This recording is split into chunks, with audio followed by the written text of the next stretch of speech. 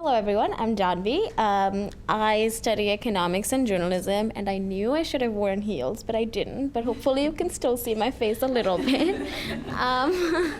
Okay, so the title of my project is Truth and Testimony, a data-driven investigation into the circumvention of disclosing conflicts of interest in congressional testimony. That's a lot of words, but essentially what it means is that we're looking at people who are expert witnesses who testify in front of congressional committees and what sort of conflicts of interest they have and how they are or are not disclosing them. So a little bit of background. So in 2014, there was a story in the New York Times written by 3 journalists, one of whom is Brooke Williams, who's my advisor. What they did was they had an investigation that talked about how foreign powers, essentially foreign governments, were funneling money into think tanks that were then testifying in front of Congress to influence U.S. policy. Now, why is this a big deal? It's a big deal because think tanks are not lobbyists. Think tanks are considered independent researchers whose word is taken very seriously. So when they present their research as unbiased and independent, but is actually coming from a different country's agenda, that is a problem because they're not disclosing these conflicts. They're not registered in FARA filings. They're not registered in lobbying databases. So that is why this is a problem. So this story actually found like there was a bunch of money coming from countries like Norway and other oil-rich countries that were trying to influence U.S. policy about energy by funding research that went in line with what they were saying. So this was in 2014. What happened after this? Well, first of all, they won a Pulitzer. And after that, what happened was that Congress came up with a law called the Truth and Testimony Rule. Well, it's not actually a law. It's a rule because it's a rule for Congress, which says that anybody testifying in front of Congress now has to disclose any foreign funding they or the entity that they are representing has received. So if they are representing a think tank and the think tank has received any foreign funding, they have to disclose it. This comes with a caveat. The form asks you to disclose any funding that is related to the topic of the hearing, which is very subjective, as we will see as I present, but it is a rule nonetheless. And the reason I have a picture of Michael Cohen up there is because recently when he testified in front of Congress, it was the first time I actually saw somebody mention a truth and testimony form on a big scale, and I was like very excited. He did not disclose some sort of funding he received from Russia on his form, but that's a different context. He's not a researcher, but it is how most people know that this form even exists. So I'm going to show you what a few of these forms and what they look like. So this is a form from the Committee on Foreign Affairs. You can see I don't think you can read, but question 3 asks about federal grants or contracts, and question 4 asks if you or the organization you're representing got any foreign funds or contracts, which is great. This is a very clear-cut form.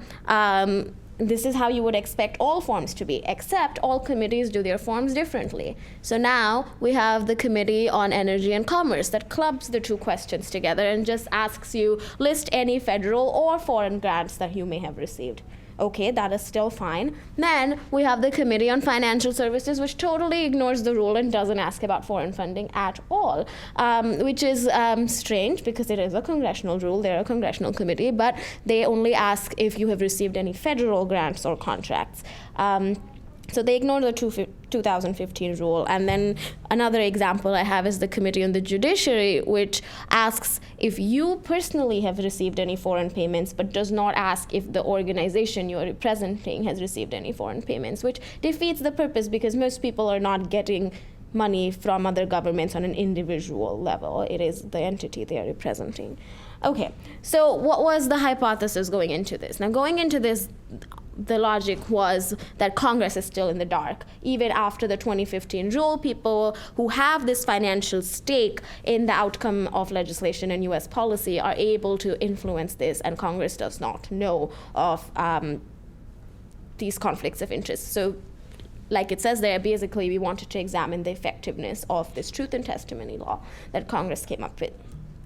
So the first step we had was data collection. Now, how this truth and testimony rule works is that they are required to upload these truth and testimony forms to make it publicly available to everybody.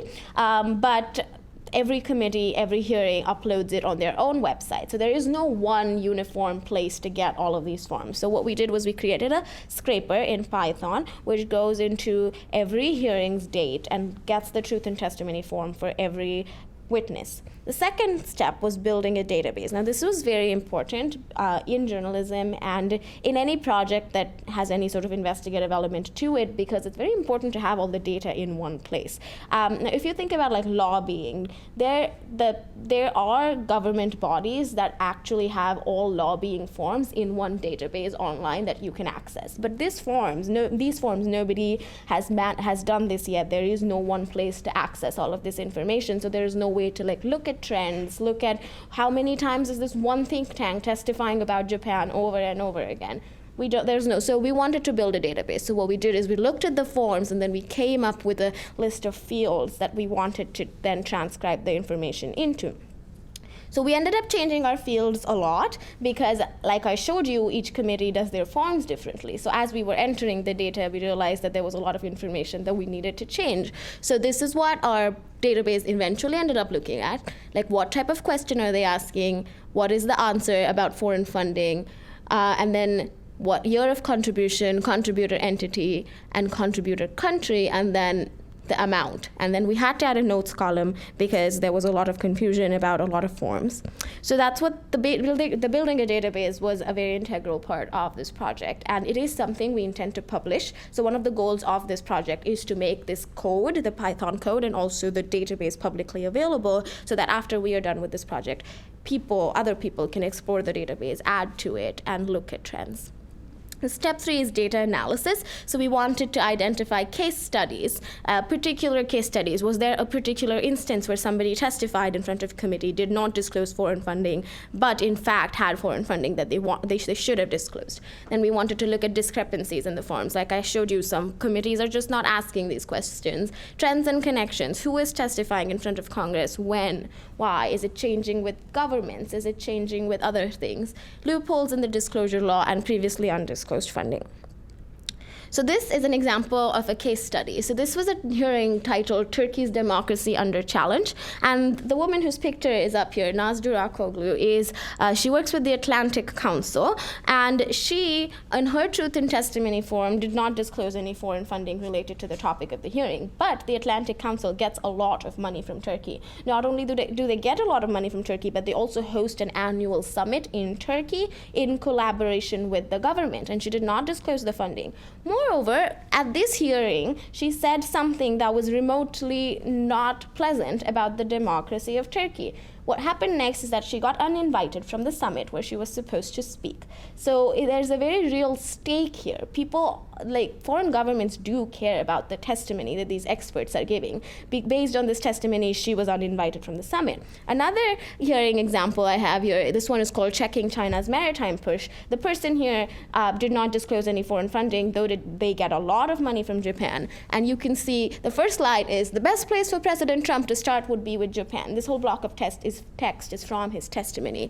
Throughout this block of text, he goes on and on about how the US government should increase trade with Japan.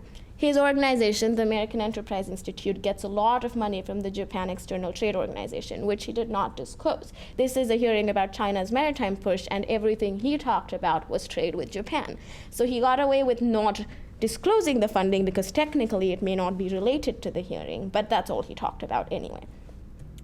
So beyond the initial hypothesis, what are our goals? The goals are to hold Congress accountable because this is a rule they made and they're not following. Tell stories about the conflicts of interest. These are real stories. It looked like a lot of data. We had about 8,000 forms that we had to go through, but each form is linked to a real person with a real story.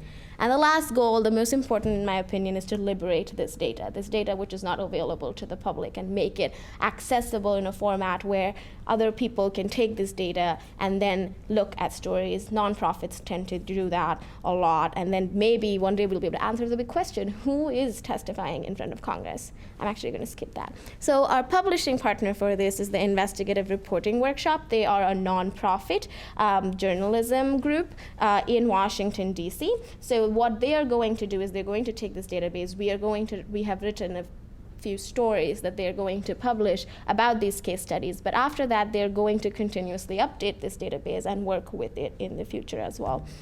So we have a field reporting trip in Washington, D.C. from April 29 to May 10, and publication is in the second week of May.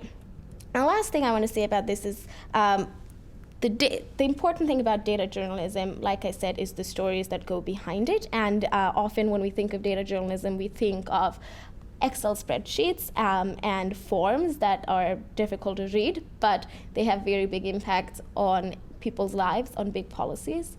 So yes, I really love this project, and I hope it goes somewhere good. Thank you.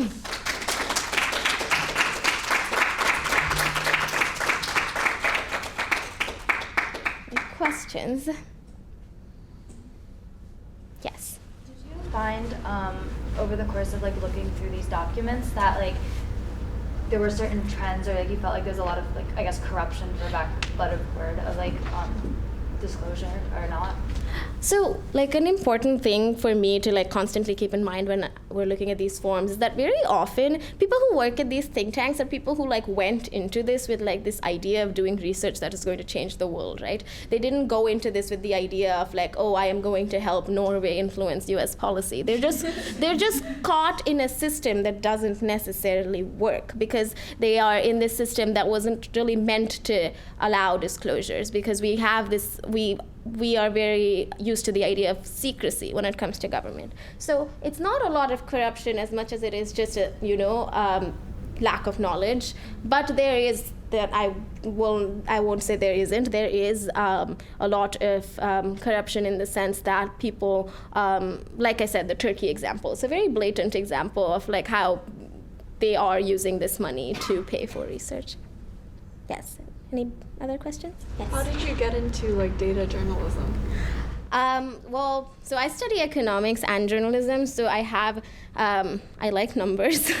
But how I got into this is that I've taken, I think, every single class that my advisor has to offer at BU. And data journalism to me is very, very important, because it's not obvious stories. It's like you really have to hunt for these stories, but they have very big impact.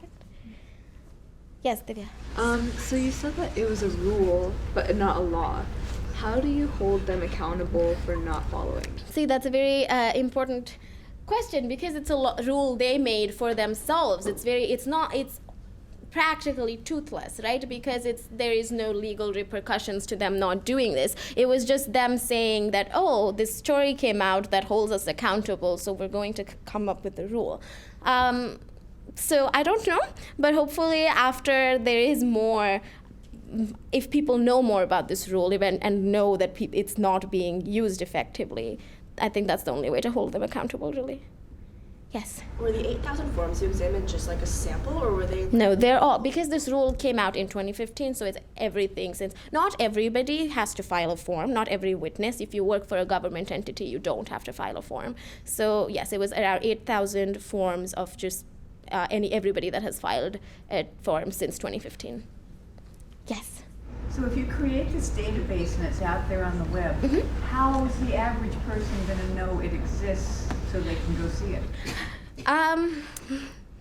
So I think our goal when we publish this is to first have a very very clear instructions of what this database can and cannot be used for. Now, one of the things in the database is contribution amount. We don't want people to add up the amounts and then make some sort of judgment on oh, look, this is the amount of money that people are disclosing. That's not how this database is intended to be used. So I think when we want to make it public, I'm hoping that it will be through IRW, and what they will do is that their resources are widely used by a lot of NGOs and people who are specifically interested in things like this, activists. I don't know that it's going to be something that every single person suddenly is interested in or has access to. If they want to access it, they can. I just don't know if that's sort of, it's the audience that we're going for. Yes. So great, thank you. I know you don't have a long historical trace since 2015, but I'm wondering if you perceive any changes in 2016 with the change of president, or again in 2018. Do you think that's making a difference in terms? Honestly, I don't think so. We haven't seen any trends. Again, we don't have enough data really to be able to analyze that, but think tanks very often they do their thing irrespective of the government in power, so no. Okay, good. Thank you.